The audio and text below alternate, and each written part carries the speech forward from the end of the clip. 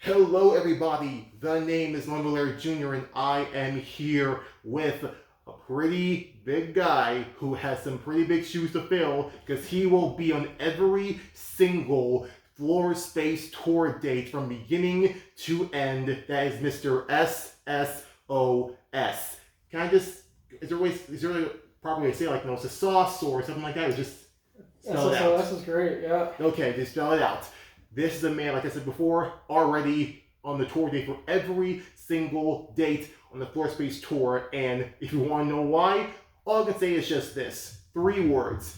Drive by City. The collaboration that was in one of Juelz's first ever EPs, or his first ever debut, really, onto Sable Valley, the High Octane EP, which is a pretty legendary EP already, because not just Drive by City, but also you have Formula, a collaboration with RL Grime, the CEO of Sable Valley. And of course, who can forget High Octane? Who can forget Def Con Bounce?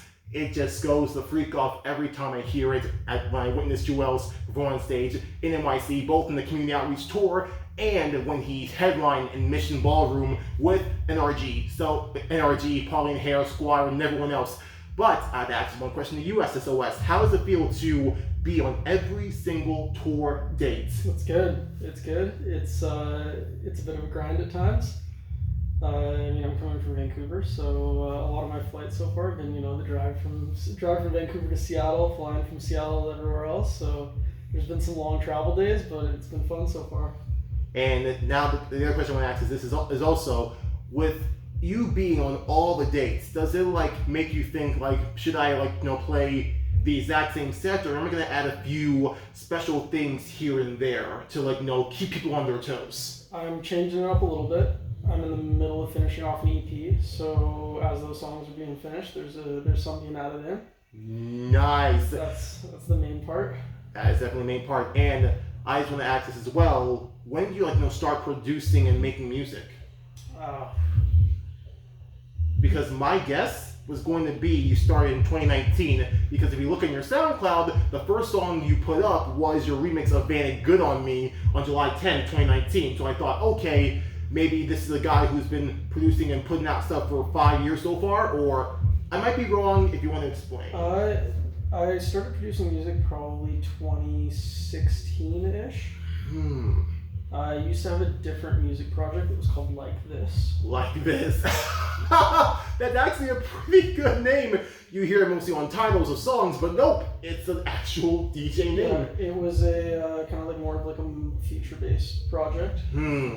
SSOS was kind of my branch off from that, being I'm starting to enjoy making the heavy shit. So for me, it was kind of the passion project of let's just start making some really heavy music and see what happens with it. Understood. So is that what really lured you to wanting to do a lot more music in that regard, because you kind of jumped off the future-based thing and just said, not really feeling it right now. I just want to make something that's more gritty, something that's more heavy. Exactly. I just got kind of tired of making what I felt everyone else was making at the time.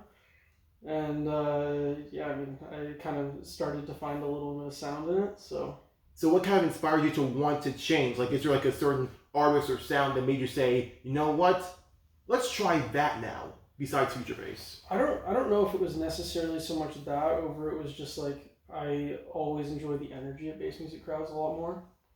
And just, the mosh pits and the craziness and just the chaos of it all versus, going more on the poppy side of the future bass stuff. Understood. And have you seen any shows or experienced some shows of this tour, just witnessing the type of energy? Is it almost like I'll use the word. It's kind of addicting to see that in the crowds, them going off, going crazy. Yeah, it's fun and it's great when you get to obviously your energy with the crowd kind of feeds back to them.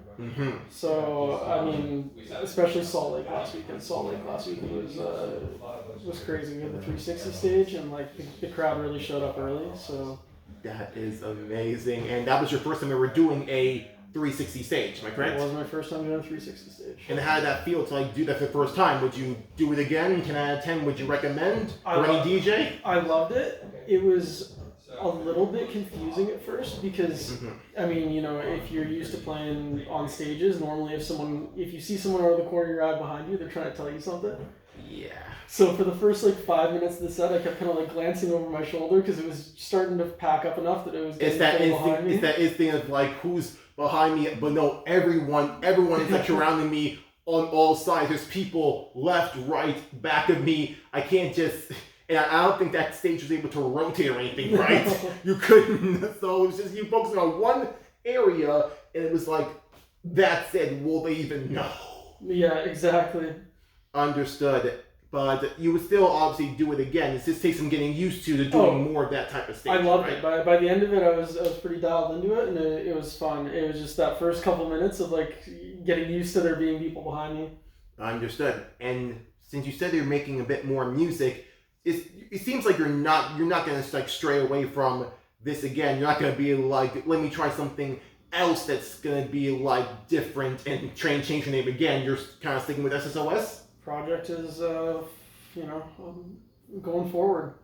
I've got, I mean, the EP is 5, maybe 6 songs. I've got a song coming out in 2 weeks. I don't know if I should say this, but 2 weeks with Ekali. Oh yes, Ekali. I remember seeing that post like when I was thinking to myself, is that gonna happen like sooner than later, or we're gonna have to wait a bit longer? But we don't have to wait too long, do we?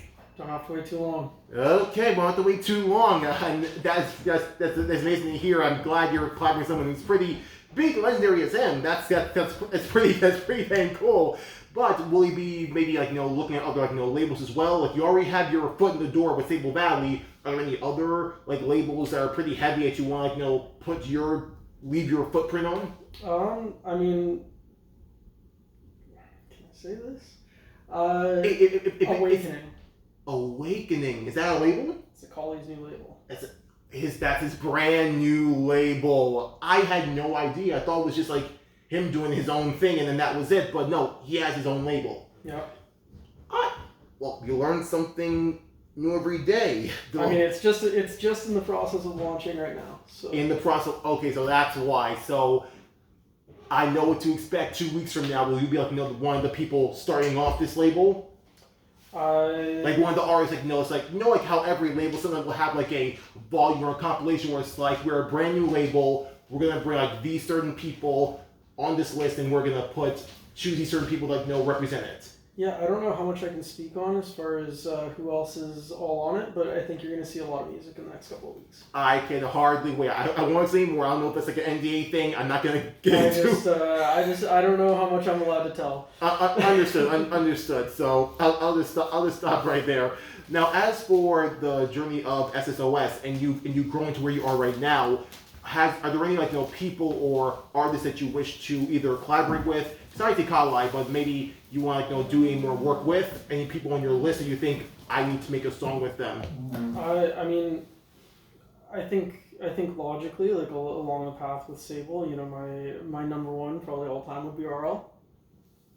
We'll see if we get there or if paths line on it. But I think if you're to ask me, what's one person that would be it would be the pinnacle of a collab, it would be that. Well, hopefully you never know. We don't know when Sable Valley Summer Volume 5 is coming out, so hopefully that will happen. And also congratulations on being on Volume 3 with the song Whoopty. That was a pretty banger of a song, and being with so many other amazing people on there, from Villa to Chwansky to Squired, who's also going to be coming here tomorrow. How does it feel to be noticed and be on a big compilation like that for Volume 3? It was great. Volume 3 was a little bit last minute. I kind of sent in the demo, not expecting it to end up on the comp because it was pretty close and it worked out. So I was really happy about it, and I think with all the other records on there, it was a great place to be. That's amazing to hear, and I'm surprised you didn't mention a few other labels that you also had a spotlight on. You didn't mention, of course, Deadbeats. You were featured on the guest on the radio show episode 150 with your song Drive City, but also you had your own little mix, I believe, on Dim Mac on episode 533. I did. How did it feel to be noticed and be noticed by pretty much legendary people like ZZ, owner of Deadbeats, and Steve Aoki, owner of Dim Mac?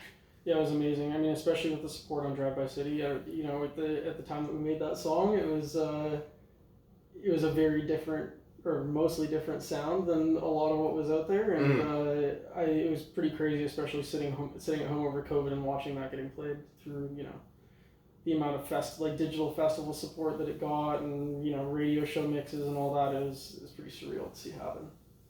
That's great. And regarding, you know, hearing your song being played on so many digital festivals, again, I know no one wants to talk about the pandemic.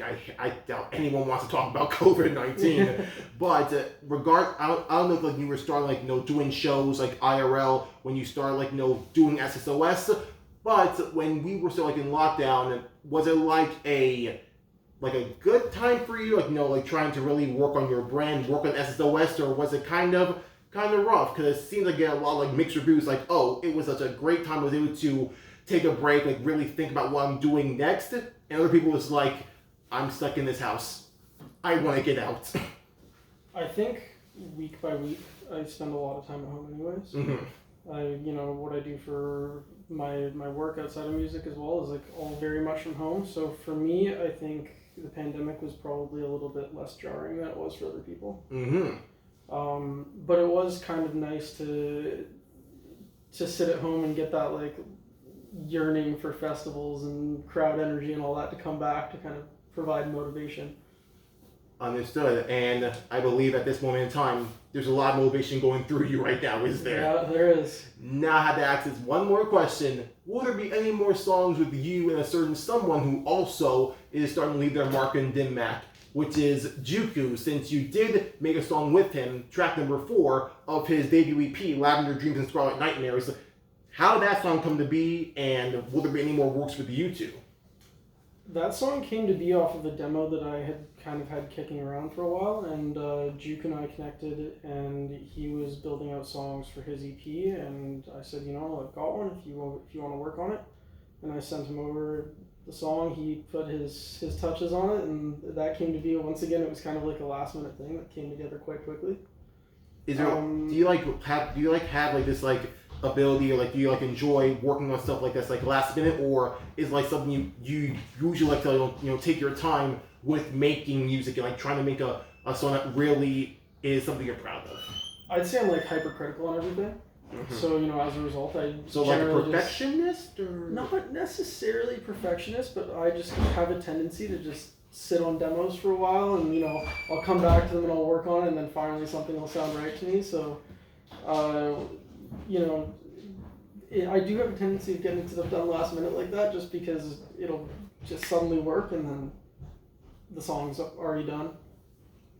Understood. But again, I feel like with a lot of your singles that you've done so far, even your remixes, the hypercriticalness of your songs does show, and it does show obviously that you really do love and care for each and every song that you make out. You want to make sure that it's something that's worthy to be played out live. So that's something that is commendable, something that's very admirable to hear. Because I'm not saying that there's so many artists out there who just go rush through songs and just like go try something out like, you know, maybe 2 minutes or less, but it's something. It's them like you putting your love, putting your respect in the craft, and that's something that is definitely recognizable, respectable, and I'm so happy to see this side project of the SSOS totally grow to where it is right now. I thank you so much for all that you do for your music so far. I can hardly wait to hear this EP and you leave your mark with Ekali in the Awakening label. That I have yet to witness. 2 weeks from now, not too long to wait. Any day now.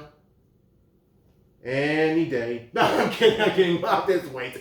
Anyway, thank you so much, SSOS, for everything that you are and everything that you've done so far. I can hardly wait to see you kill it again. Not only tonight and tomorrow, but also the next 5 dates. Seems like this is going to have a bit of a break, but I can hardly wait. Maybe, who knows, can maybe make a little recap of the first 5 dates of this tour, because I feel like if that's just part 1 of Floorspace, part 2 is going to be even more bigger than the next. So I can hardly freaking wait. So SSOS, thank you so much. And for Juelz, thank you so much for bringing this incredible man in your journey, on your EP, and for him to bless this tour. Hopefully, we can see him bless so many more incredible shows. And again, R.O. Grime, Sable Valley. Remember the name. Maybe Volume 5, Volume 6 of Sable Valley Summer. we could maybe have something in the work, please, with him and you, RRO, please, just give him something, man. He's downright incredible. Bottom line, thank you guys so much for watching. SSOS, thank you so much. Juelz, Bryson Lemonade, thank you so much. And thanks to Barry Bargain for choosing this venue and letting us bless it with the power of this heavy, hard-hitting trap music. I can hardly freaking wait to get out there and just shred it out there. This is Blair Jr., SSOS signing out. I love you guys so much. Peace.